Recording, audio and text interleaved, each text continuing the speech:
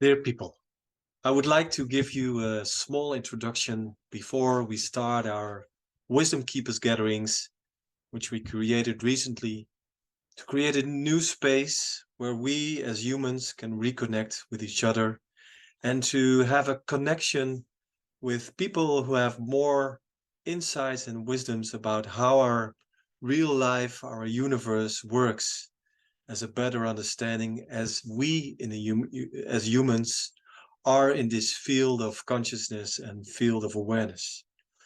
So why is this so important for us all? Let me recall and reconnect this information with you.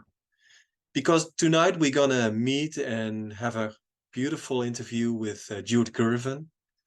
And for me, she represents the scientific basis for how are we really our universe works.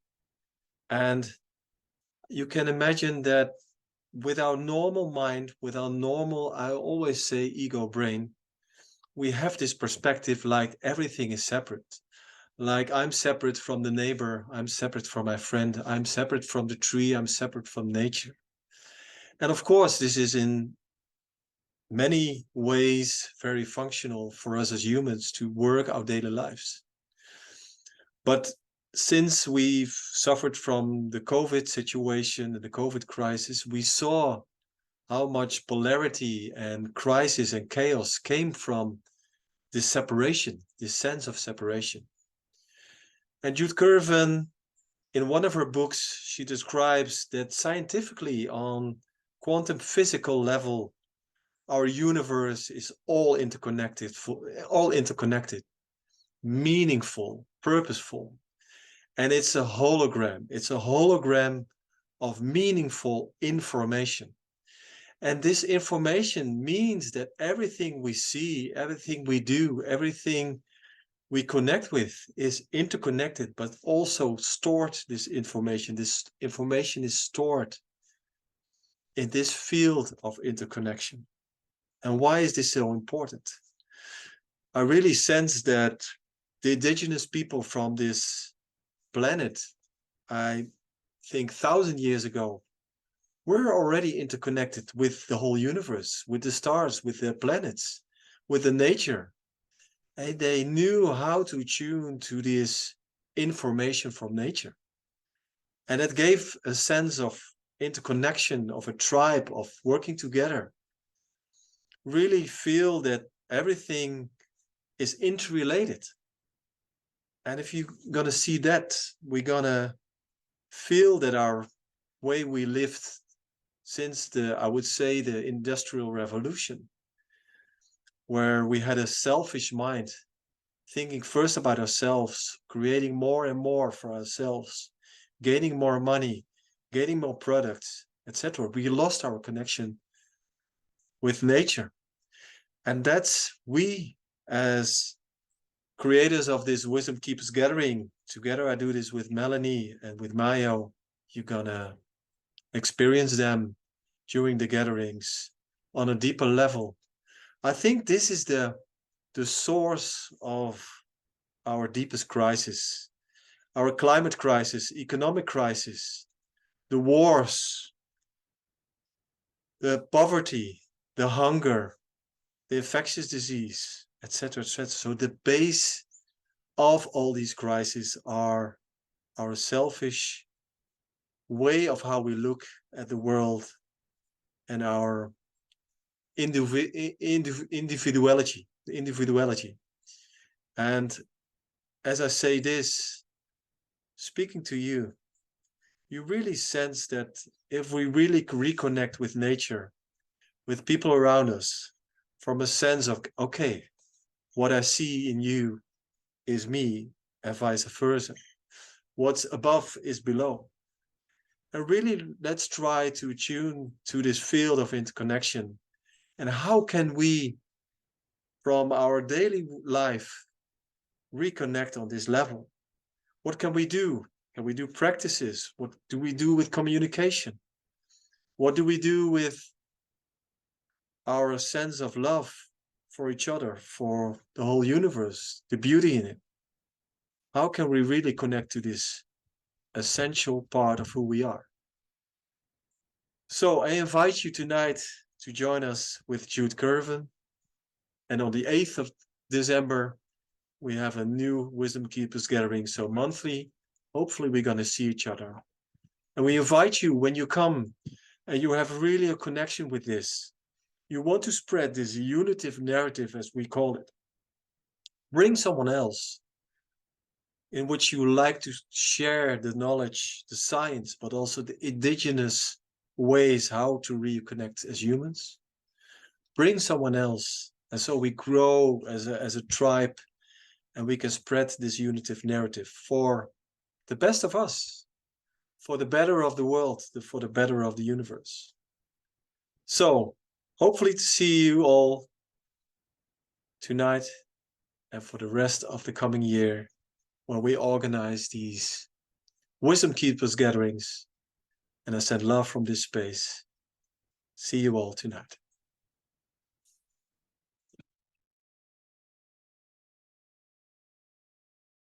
I would like to open the space for Mayo to connect with us, and we can start with the Q&A for Jude for the benefits of us all. So Mayo, can I give you the microphone?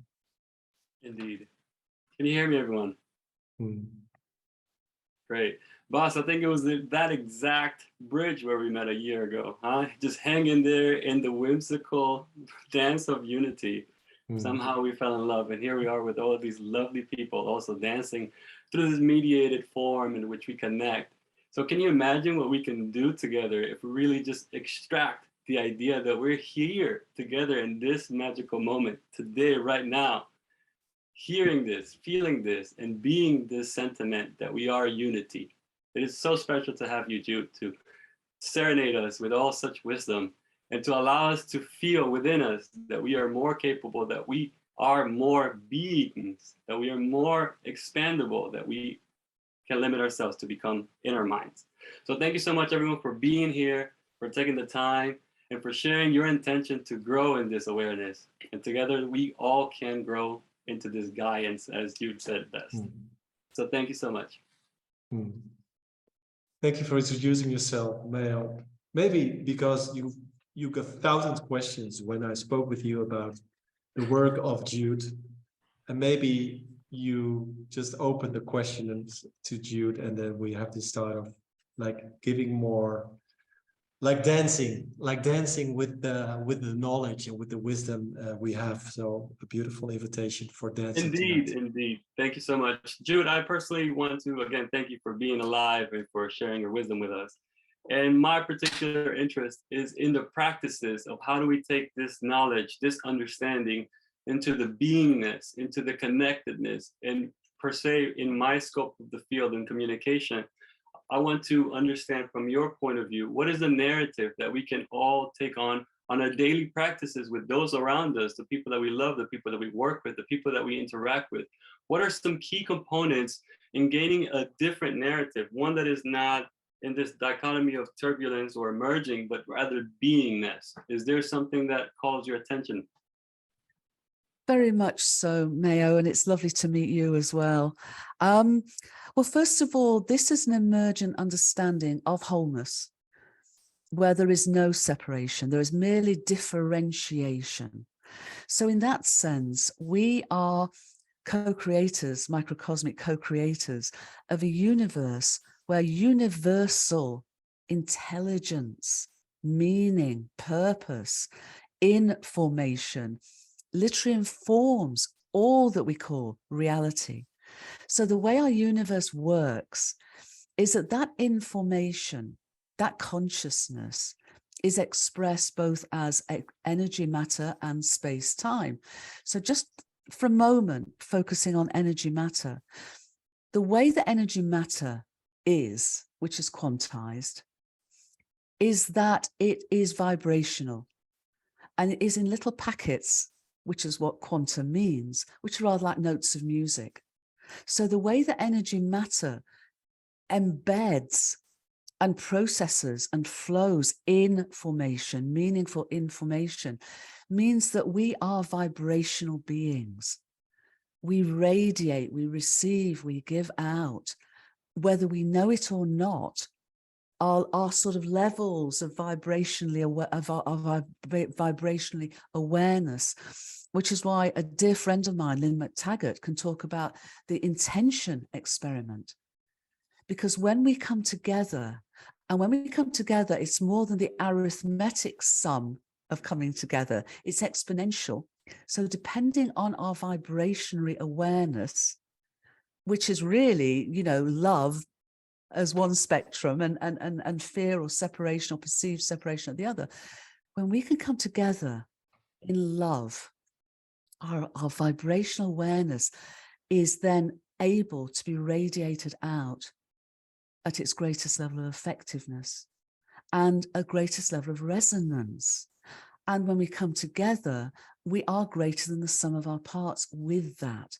So it's a very basic way of being. But what we now have is the evidence as to why this works, why remote healing, remote intention works, why, you know, the feelings of love are so expansive, because that's exactly what they are. That's the way they are embodied as energy and matter. The other thing with space and time is, again, meaningful information is expressed in a different way, but complementary way, as the space-time of our universe. So what we're able to do is bring that understanding into the way we relate with each other. And I'm sure as you go on, you're going to find some incredible ways of coming together in group awareness, group consciousness, practices, modalities that enable this understanding to be experienced within you and embodied within you. So it is about resonance. It is about vibration. It is about, therefore, that focused intention with that. But the key thing I would share is love. And love is the fundamental reality of our universe. Our universe exists and evolves as a living, loving, evolutionary being. So what I would say is what can I do? What can I do? I'm just me.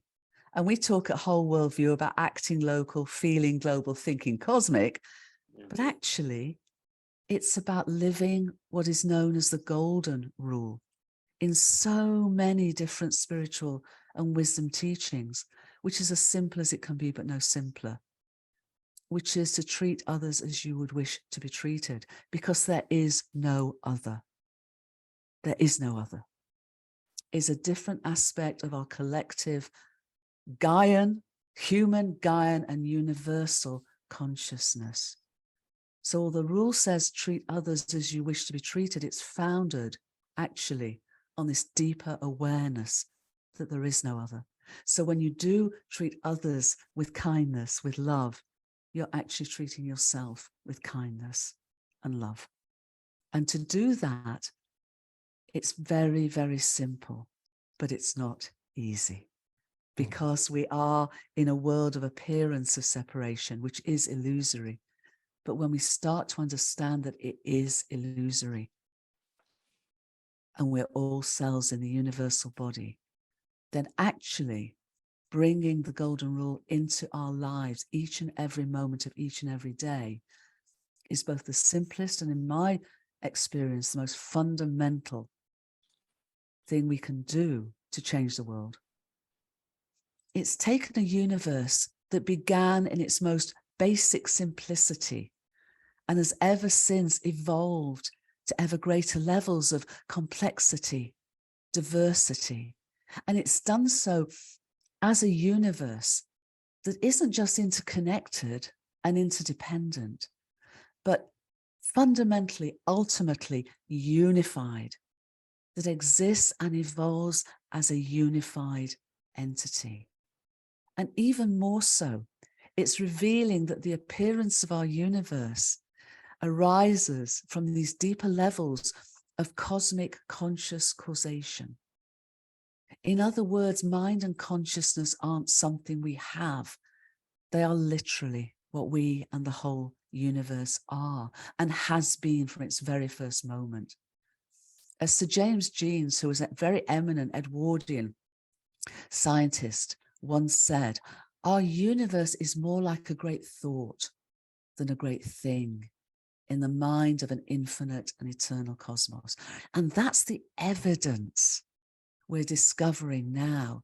So this evidence at all scales, and not just across physics and cosmology, but across evolutionary biology, across systems theory, across meteorology, chemistry, lots of other ologies, is a game changer, because it now can enable us to articulate a new and yet ancient unitive narrative of unity, not just in diversity, not just in unity in inclusion, but unity in belonging. We belong. We belong with ourselves, with each other, with our planetary home, Gaia, with our entire universe.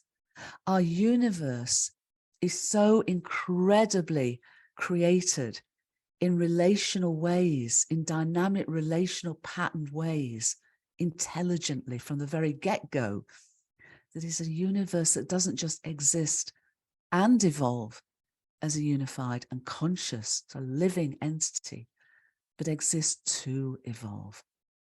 And here we are, 13.8 billion years after its first moment, 4.5 billion years after our planetary home came into existence, as on the bow wave of space and time, of the ongoing big breath and evolutionary impulse. We are our universe's microcosmic co-creators. We have, as our entire universe has, innate meaning and evolutionary purpose. And our evolution, our conscious evolution, may now be seen as intrinsic, as integral, as incredibly vital for our planetary home's ongoing evolutionary progress. So we've forgotten who we really are. And yet now, and with the evidence to support us, we can awaken to remember we're inseparable. So this leading edge science, which is the science of love, is converging with universal wisdom teachings that have always told us this, into spirituality, which has shown us this, that we are, each of us unique, and yet collectively all cells in the great living body of our evolutionary universe. And our story is a long one, because the hydrogen in the water of our bodies is as old as the universe. The waters in our bodies and the waters of Gaia, half of that water is older than our entire solar system. We go back a long way. We're not just stardust. We are the indigenous of our entire universe. And now we have a choice. We have a choice. Do we wake up to remember our inseparability? Do we wake up and grow up and clean up from the illusion of separation? Do we show up and link up and come together in mutual support and conscious evolutionary steps? Do we do that to enable us, to empower us to be Gaia and our entire universe's co-evolutionary partners going forward? This is our heritage, and this can be our destiny. And we have a moment of choice now. Which do we choose? So on that note, I'll hand back, if I may, to Baz and Mayo, and I'm sure there's lots of questions and lots of ways we can explore this. But I hope, Baz, does that offer enough, do you feel, to set the scene for us being in circle together now, to find ways forward as not just as human beings, but as Gaians? Beautiful. For me, it feels like very compact and very summarized what the essence is. So beautiful. And thank you for that. You spoke about the stories and the narratives for ancient wisdom keepers and how the fire was the one that created this point of creation of coherence. And I wonder, in your perspective, what is today the fire? How do we express this love every day? Do you have a mantra yourself that you wake up with and that you practice? Is there something that you mentally prepare yourself physically, bodily? We talked about the wheel of consciousness. Maybe Boss can touch on that a little bit. But is there something that you can guide us in perhaps your practice of this being love that you take on? Well, I laugh a lot, usually at myself. It works quite well. I have I have this wave of love, joy, and gratitude. Great. So when I wake up in the morning, I say hello. I say hello to our sun, Sol. I'm grateful. I say hello to Gaia. I say hello to the trees in my garden. I do say hello to my husband as well. But love, joy, and gratitude as a continuing waveform throughout every day. You know, I don't wait to be grateful. I don't wait to be joyous. I don't wait to be loving. And I feel that. And the other thing, speaking of fire, I'm probably going to get this quote wrong, but at the end of the unitive narrative, which we now have on a number of websites and being adopted by the evolution leaders and more organizations, which I know Baz and you, Mayo, can point folks to, there's a quote that talks about here and now. And it is a quote that paraphrases Teilhard de Chardin. And Teilhard de Chardin was a great philosopher and visionary who at the end of the First World War, 100 years or more ago, said that someday humanity will discover love. And when we discover love, we will have discovered fire for the second time in our human journey. And we say that someday is here and now, because when we literally wake up to the existential reality of unity and belonging and a unitive narrative, we literally would have discovered fire. We can sit around our communal fires for ultimately the second time, embodying love, and do that not in the small communities that did it perhaps even millions of years ago, but actually do it as an entire human family, an entire Gaian family. Thank you so much. So Jude, I was wondering, because I totally agree. Love is the real interconnection which we all share, and I wish we had this beautiful glass which we can put on, and then we see life, every living being, nature, as loving interconnection and an ocean of love and interconnection. But we have this, I would say, internal radio, as we always, Angelique van Hest, one of our team members, always calls it in our sessions with patients or doctors, doesn't matter. Our internal radio will just give criticism, says you're not a good human, that you are failing, all kinds of, I would say, bad noise. And we believe that we are this voice, our inner radio, believe that we really are this embodiment of it. So this is in our, I would say, this huge new worldview, universal view. We are so, I would say, learned and trained not to see from a glass of love and interconnection, but from a glass of separation and self-criticism. Yeah. So it's all trained at the schools. It's trained in medicine. It's trained in all the wisdoms, the universities. So we have so much to overcome, and it sounds so easy. So can you shine a light on this quest for me? Well, you just said those words, shine a light. Each and every one of us on this call is a candle. Each and every one of us is shining a light. for each of us to come together as we are, as what you're all coming together as this emergent community of light. And I'm not judging shadow. I'm not talking about that. I'm just saying that within you, you have discovered fire for the second time. Otherwise, you would not be here. And however small that candle seems to you, know that we can each tend it, not just for ourselves, but for each other. So as you come together, we are tending each other's candle, fire. You know, just as when we sit around in circle around a hearth, whoever feels the need to put a log on the fire does so, but does so for everyone. And that's what you're all doing by being here and by being part of this wonderful, emergent, evolutionary, not just a gathering, but a growing emergent community of light and of love. And the great thing about light and love, you know, we think that we think the dark is so powerful, but it isn't. It's the absence of light. And so of itself, it really has minimal energy per se.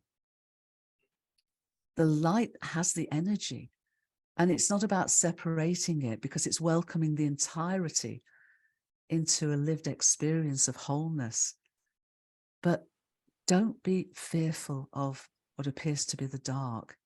Just shine your light more and learn from each other how to do that every day. And when one of, you know, what I found in many, many communities is that share when you are vulnerable. Because I found in my own life that my vulnerability has actually been my greatest strength. So when we sort of open up and say, I'm hurting, I'm vulnerable, you're here in community, you're here in circle, you're hearing each other with the ears of the heart. You're seeing each other with the eyes of the heart. And by practicing this in community here, you can together and individually and with other circles of potential share this. It's like ripples, they ripple out. And we never know, I say we never know, I never know, we might know, I never know, where those ripples go. And I also know that one small act of kindness that may seem trivial can be transformational. One small act of not seeing someone as other, but realizing they are us, you know, with different eyes and different clothes and different skin color, different gender, whatever it may be. Practicing that each day enables your light to shine brighter, enables this circle's light to shine brighter, enables that light to shed light into other circles. And so it goes. And we discover fire for the second time in our human story because we've discovered love. If I may, with regards to what Boss mentioned in terms of the internal, the intrapersonal communication, I personally want to be light and love and wake up just like you and have love, joy, and gratitude, and kiss my wife second, and my kids, and the dog, and every single animal and species that surrounds me. But the internal dialogue in which I am found having to operate in a community of many disintegrated human beings, in which we are then in this dichotomy of having to fight instead of collaborate, instead of having relationships, we have this interdependence where we see that we're not connected. And something interesting that I thought about just now is that Confucius, the great philosopher, 500 BC, he said that there must be a purpose, there must be an important purpose for all of us to deliver difficult messages. There must be an intent so that we can become more light, we can become more joyous, we can become more grateful. So in essence, when we are in our internal mind and this is eating at us, if we have to share something with someone, if we do it just like you, Jude, with love, joy, and gratitude, whatever we share back will have light in its energy. And the energy will be felt within the other because our words carry this essence, correct? Absolutely correct, Mayo. And just my own experience, I mean, I don't want people to think I live in this charmed life, you know. So I live in the cottage and I only, you know, God, absolutely not. You know, I've been in war zones. I've been worked as a healer, not that anyone heals anyone else. We can have that debate, but to serve other people's healing with murderers and people who've been gang rapists and who've been gang raped, and worked in war zones and worked in so many challenging circumstances. And that's exactly what I found. If I can be love, because everything is fundamentally inseparable, whether people know it or not, they respond to that.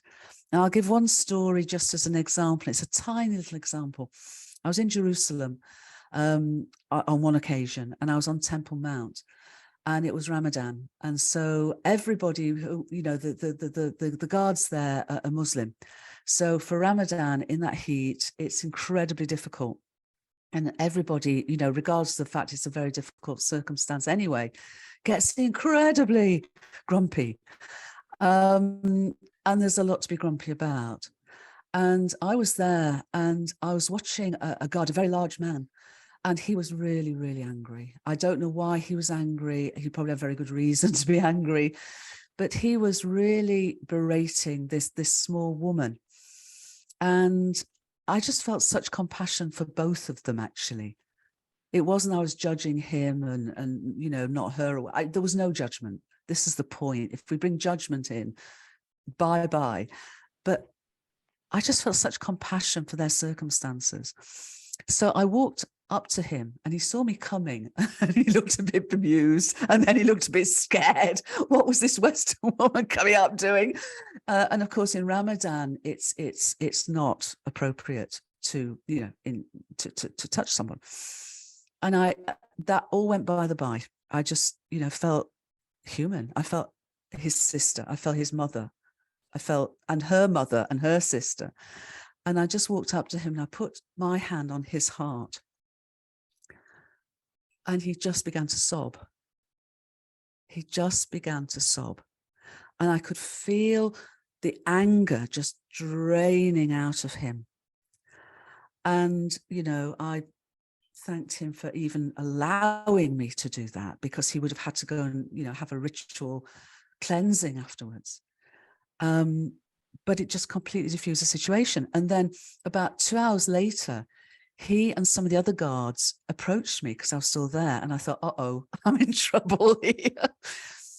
And they were so kind. They said, you know, we appreciated what you did. And, you know, we have had to have a bath and we had to go through the cleansing, but thank you. And that broke my heart. That broke my heart. Was that the approach that what drove you to that? Your intuition or the overall practices of this being conscious that allowed you to feel that you could cross cultural boundaries in many ways? Yeah, it wasn't even, it was deeper than intuition. It was just such a compassion. It was just such non-judgmental compassion. But my intuition guided me what to do, but it was my compassion that, you know, gave me the whatever intention there was, because it didn't feel as though there was a, you know, conscious intention. It just felt that was what was a healing opportunity in that moment. Thank you for sharing. Thank you. For listening. I want to, give the space also to the fellow wisdom keepers who tuned in. We spoke about love. We spoke about our internal dialogue. We spoke about honesty. We spoke about shine the light. Maybe people want to have a question to you, Jude, for zooming in. So, or just your own experiences, you know, that's absolutely wonderful. And Baz, I do have to go in about 15 minutes. Yeah, I'm aware of the time. And if you want to share something, you can use the reactions button to raise your hand. If you're not used to do it, put on the toolbar down, you find the reactions, and then you got a clapping or a waving hand. And I'm going to see in gallery view who wants to say something or.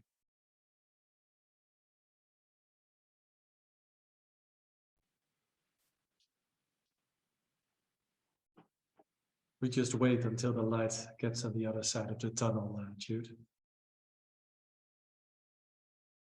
Does anyone have a mantra that they also want to share in terms of how they practice the love in their daily interactions with existence? Is there something that one of you do in specific that might inspire all of us to also come to that reality of your life and your existence?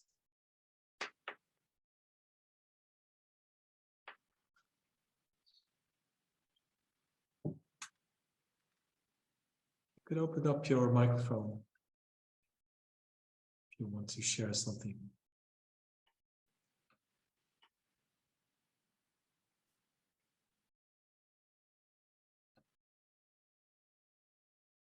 Well, I can share something if that's okay.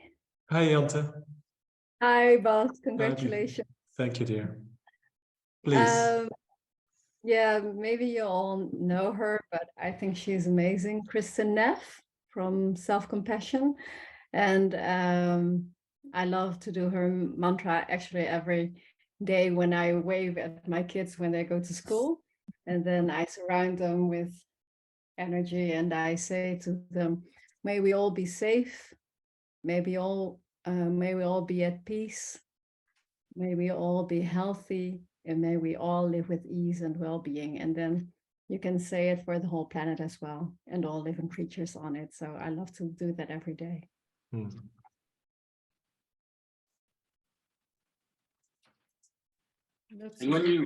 when you do, how do you feel afterwards? Is there an actual? We talked about today. Have we talked about the wheel of consciousness, boss? No, we have not touched the wheel of consciousness. Maybe, no, we did not. But yeah, so can it correlate to one of the senses or one of the quadrants as this overall mental activity in.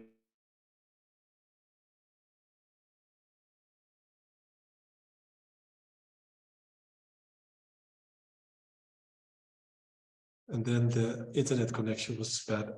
I was thinking, Mayo want to share. Are you back? Mayo, go ahead. You're offline.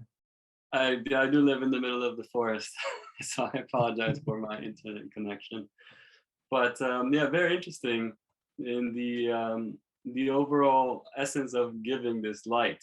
Yeah, and it also feeds you this light. And do you feel that in your day, are you digesting better? Are you overall processing information better? Are you having better connections with your internal and external world because of this practice? Were you asking me, Mayo? Yes. Oh, okay. I wasn't sure if you were asking Jude, maybe. Yes. Well, at the moment I'm doing that, I certainly do. But I forget like 10,000 times a day. And then I like remember indeed, like, oh yeah. And sometimes I draw a little heart on my hand to remind myself. And then I'm like, okay. But it has already been like a custom to doing it every day. So that's helpful. At least once every 24 hours, I'm like, oh yeah, here I go again. And yeah, it brings immediate peace and awareness of the whole planet, actually, because it's not just about my kids or my family. It's broader. It's about the whole neighborhood here. It's about everywhere. Thank you. You bring in something really interesting that I'd like to ask Jude about, the remember aspect of this unitive discourse that we're talking about. Can you expand on this, as Lantha mentioned, that she remembers often? What is the remembering focus on that you are expounding on? Yeah, Janssen, that was beautiful. And the more, as you say, we forget, and then I talk about remind ourselves, re-heart ourselves. So I love that you have your heart on your hand. That's a great way of doing it. I tend to emphasize remember, not as an intellectual thing, but as a bodily thing, as a whole experiential and bodily remembering that we are one, remembering that we are co-creators, you know, expressing unity and diversity. Remember throughout all that we are and do, because in a sense, by adhering to the, you know, the worldview of materialism and separation, we have dismembered ourselves, you know, and now we are waking up, and that is this process of remembering. But as physicians, as healthcare professionals, you guys are on the front line of a huge process of healing and resolving the collective trauma that we've actually taken on from that worldview of separation. Because in essence, you know, worldview of separation drives behaviors that are innately ones that lead to suffering. This is why all the spiritual traditions talk of as well. But we're now in a position where we do have the evidence that we're inseparable, that we're an innate part of a meaningful, purposeful universe. But we need to take it beyond that. So as physicians, you play an incredible, powerful role from your own perspective of unity and unity of awareness that can help on a collective level, the resolution, the processing, and hopefully the ultimate release, not a trauma per se, because as any indigenous traditions show us, you know, trauma, challenges are part of our lived experiences as human beings and Gaians. But it's when we hold chronic trauma and we can't shake it out of ourselves because it's embedded in our collective structures, organizations, processes, education, all the rest of it. So we're now on a global path. If we do choose at this moment to choose love rather than fear, we're on a global path that resolving and releasing that chronic trauma is crucial, is vital for us to move forward. Yeah, that's a topic by itself. Collective trauma. We can have hours for it.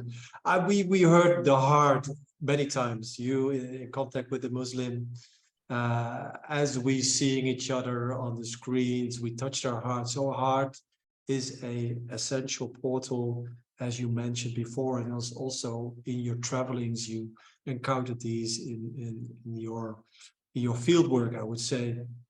Do you have time left for a small, I would say, heart achievement? Yeah, I'd be delighted to. Yeah, Perhaps 5 minutes, would that work? It's beautiful. It's just like opening this portal, which we aren't aware of, that it's such an important structure or vibrational energy place where we can cultivate it, I would say. Okay. And Baz, I'll leave you and Mayo to talk more about the universal heart whenever and as ever you like. But just to share today that it was something on my own journeys of inner and outer discovery, that at this time, as we are able to expand our awareness beyond our sense of self into a transpersonal awareness, then there is a sort of an energetic portal that's opening within us, that's naturally opening within us, that I call the 8th chakra of the universal heart. Other people call it the higher heart, the one heart. But on a conscious level and on a love-based level, it connects us both with each other and our planetary home and our entire universe. So I talk about the universal heart, you know, the literal universal heart of the universe, that is in its microcosm in each and every one of us, now with the opportunity to activate and open and be our bridge into this remembered wholeness and our own unique potential to be a co-evolutionary partner with Gaia and our universe. So in the last few minutes we have together this evening, I'm going to turn my video off so that I'm less distracting, I hope.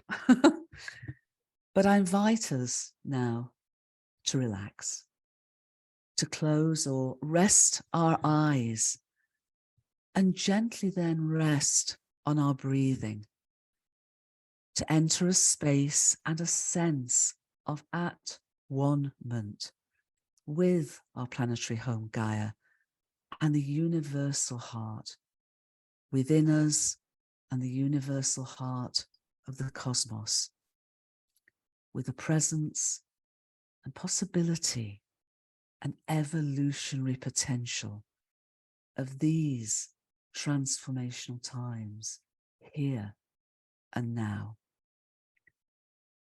And with each cycle of breath, to relax into a spacious and universal heart-centered openness.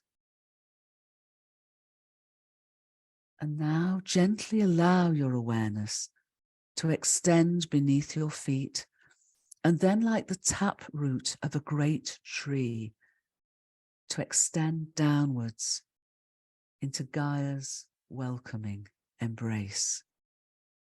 Continuing your awareness deeper and still deeper until you sense that you've reached the heart, the universal heart of her planetary sentience.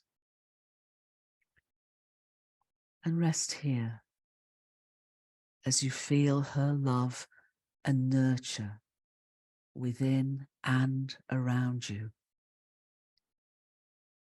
Feel yourself welcomed into a deep remembering that we are each a microcosm of Gaia's and the wholeness of our universe's living being and evolutionary impulse and flow. As Gaians, we're invited to think, to feel, and to act within a deeply sensed knowing that the whole earth lives inside of us and we live inside the whole earth, flourishing within a sacred space and time of synthesis. Gaians, as unique microcosms of Gaia, each of us a sacred embodiment where life meets life and knows itself to be one with all. Feel now the embodiment, your embodiment of our existential reality, that we are Gaians in universal heart-centered belonging. And now and here, realize that our conscious evolution is an integral part of Gaia's and the entire universe's own evolutionary purpose and progress. For 2 minutes now, just for a couple of minutes, feel into that realization of who you and we really are, and what you and I embody and may embody as co-evolutionary partners in this unfolding adventure of emergence and consciousness.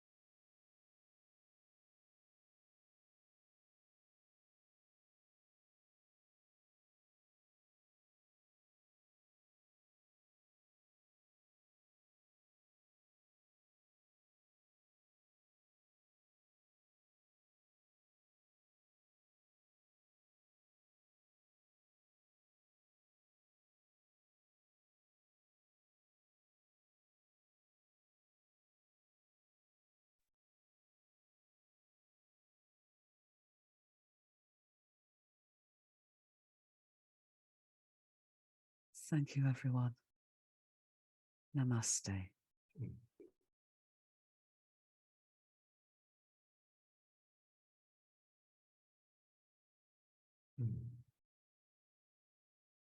Thank you, Jude. Yes. Thank you, Mayo. Thank you, everyone.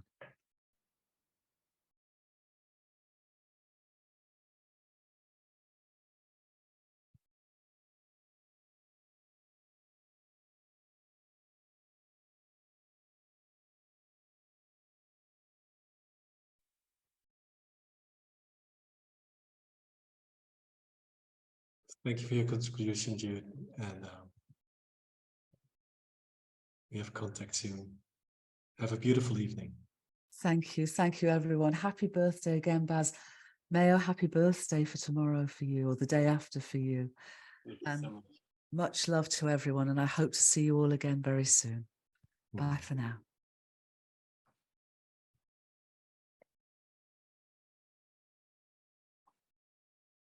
So, yeah, the energy always shifts after meditation, like coming down, calm and peace. And then we want to say something extra, or we always want to do something in life. Sometimes, Mayo, I don't know what your feeling is after the meditation. It's just okay as it is now. So we prepared something to zoom in, or to look at what can we do as humans to create this unitive narrative in your own space, like Jan already said, like my family, my working field, my country, etc., etc. So you can shine your love and light to a bigger circle, and yeah, you can have framework for it, but you can also feel what's needed for the people around you. So what's your feeling after the meditation, Mayo? Love. I feel a great sense of love and expansion of our awareness as being. And that truly, after such deep, thoughtful, guided meditation, by the way, she could have another career as a audiobook, right? It's just amazing the way she could find this energy in herself to provide this love that we all share equally. And it brings me to this gratitude to be part of this journey with all of you, because together we made this a reality. We co-created this reality. So it is such an honor to have this gathering to share this moment of love and gratitude to everyone. So thank you so much for hosting this class, and for everyone for joining as well and sharing all your time and your energy here with us. And one thing I want to share with everyone is that when you are, whether before meditation or after meditation, if you have a human being in front of you and you can feel your beingness, your humanness, give them the time to be and allow for this energy, not through your words, but through your essence to be felt. Because in communication, we think too much. We want to say too much, but we forget that we just must be present. And that is enough to share and to receive.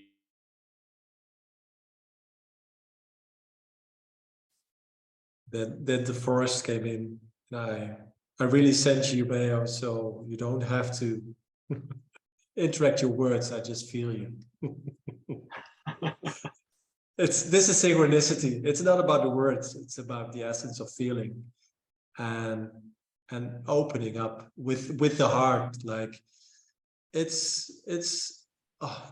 I would say the heart. Where is our heart? It's our organ, but there is more than this. If we are touched, we touch it with our hands. We really feel this, and this is the place where you can just feel what's needed. It's so simple, and on the other hand, as Jude said, it's so difficult because we have all have had our traumas, our difficult parts, and I know in this group we know that people have had their traumas, and then to really reconnect with your heart can be really feel like being lost, but just by just doing it or just sensing it from, I would say, a speckle or a spark, that can start the light flowing. And yeah, we can put science around it, but it's already there.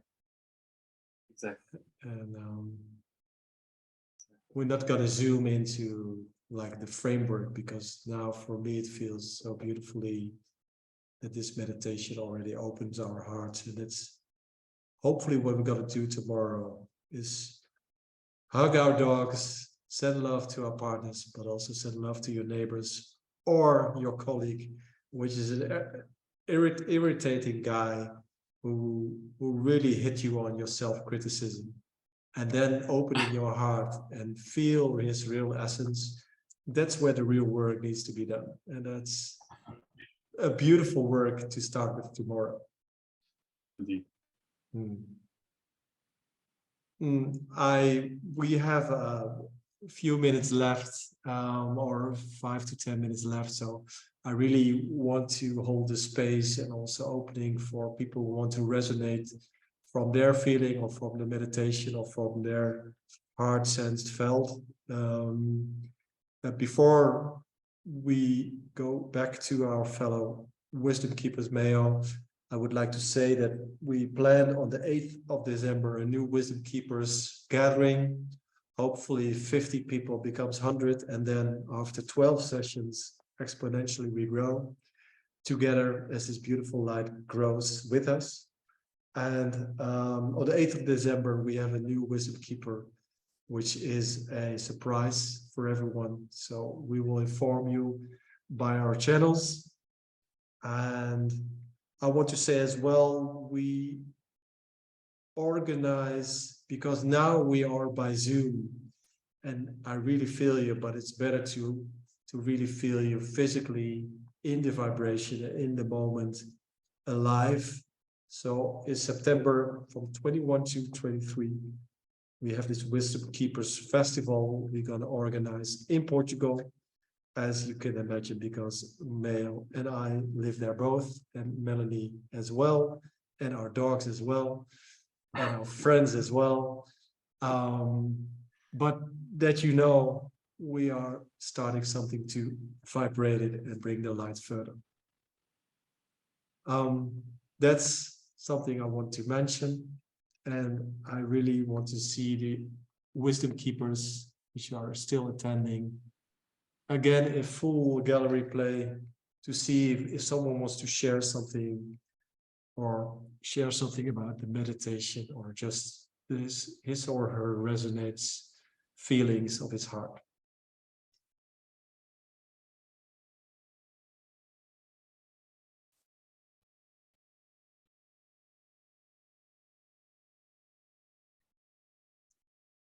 I see my mother-in-law saying something, but she doesn't put on her microphone. Please, Marga, go ahead.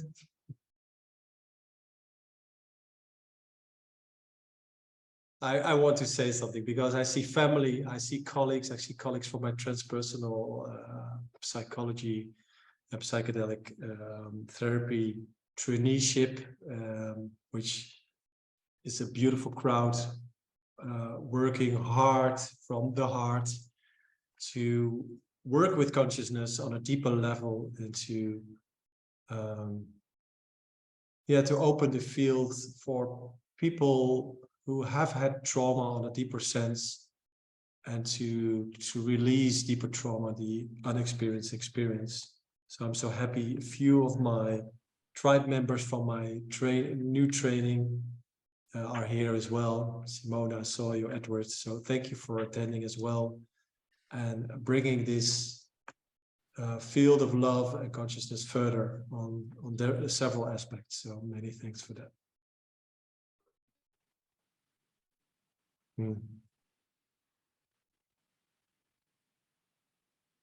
Markeen, did you want to say something? Did you want to share something, Markeen?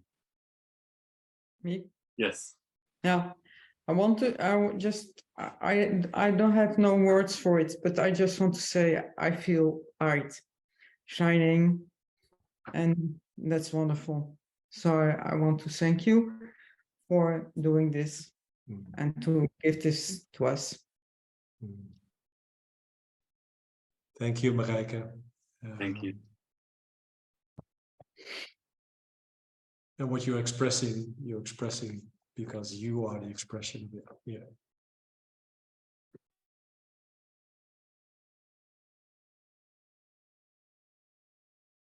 I see people from the community, from Portugal.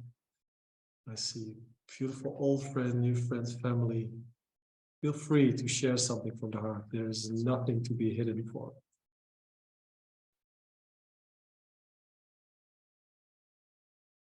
Talking about love, I'll share something. There's a baby that lives next door, and the baby, hey, who's that? Somebody said hi. There's a baby, and she's maybe 6 months old, and I'm sure that maybe, or hopefully, many of you have been around babies. And if you have, you can feel how the baby is just glowing in this light and this love. There are no words unless your babies have some other type of abilities. The babies that I've interacted with have no words, and yet we could feel their essence. We could be part of their essence. So imagine if we can harness that light and also be that for us as adults. If we could see each other, not as babies, but as the being that grew out of this amazing unitive narrative, this universe, this consciousness. So tomorrow or today, as Boss is going to do with his dogs and his wife and his kids, be that human for other humans so that you can engage in this convergence into light. And it is exactly what we're doing here online. Even though we may be distances apart, we can bridge our worlds by truly being here together now. And so if we can continue this trajectory, and the next meeting will have 100 to 150 or 200 souls. But your job tomorrow and the next day and the next day is to expand your capacity to love and to be loved. And with that, we can reach every single person on the planet as we expand our awareness. So thank you so much for sharing. Thank you so much for being here. It really is such a fulfilling gift for you, Boss, and your birthday. And also my birthday tomorrow. I just feel such great love to receive all this from all of us. Do you?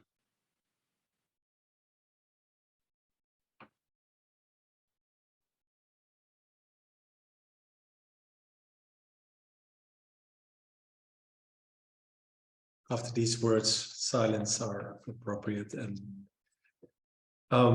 I feel love too, and that's the biggest gift of my birthday.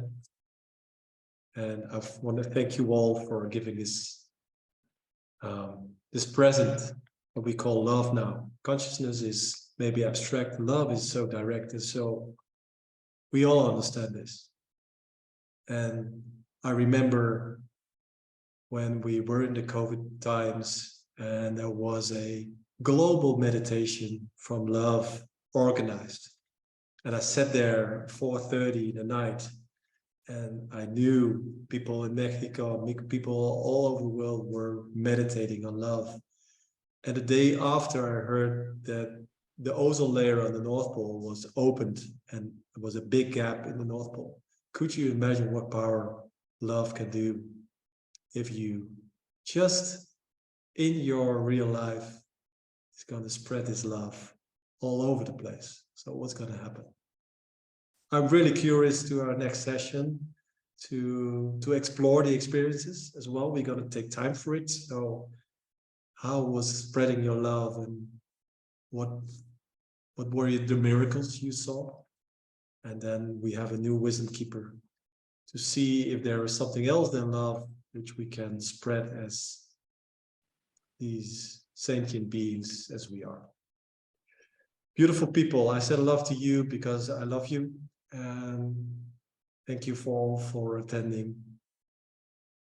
And for the people who can come really on my birthday party on the 12th of November here in Portugal, I'm really waiting to hug you, to share love physically as well. See you next time. Ciao, everyone. Have a beautiful night. Thank you, beautiful boys. Beautiful meeting, gathering. Love you, Melanie. See you Saturday, Mayo. And all the other people, thank you so much for being here. All in my heart. Ciao, ciao.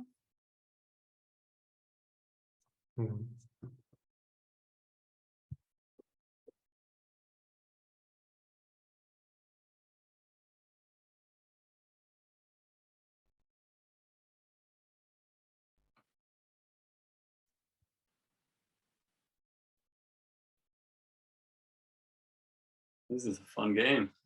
This is it. This, The last one standing. These are your parents. Hello, parents. yeah, now it's the mother of Melanie. Oh, it's so fantastic to have them online, to have their energy and their presence. Yeah. I always call her the.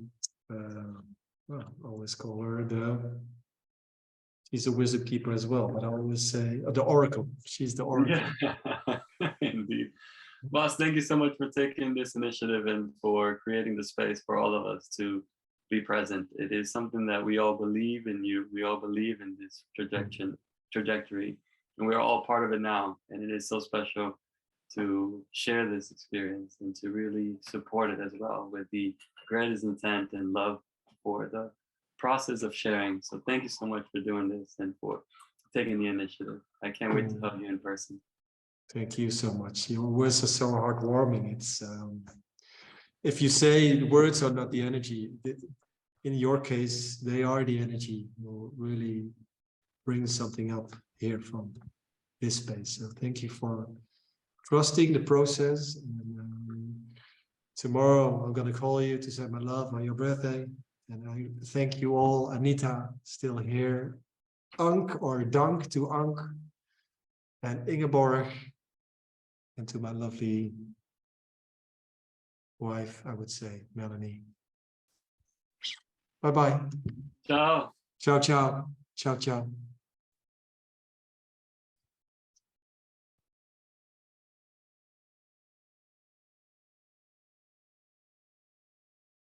Bye, lovely people.